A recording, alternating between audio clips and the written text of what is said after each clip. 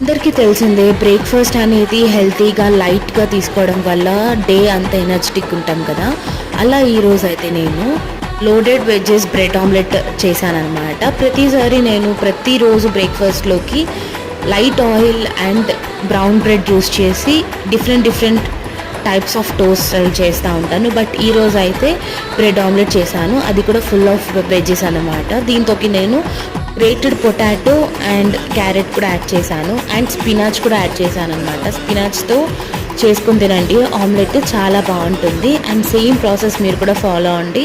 ఇక్కడ నేను pieces cut చేసేసాను కదా, అది నాకు బ్రెడ్ మిగిలిపోయింది అనమాట, అందుకని యాడ్ చేశాను.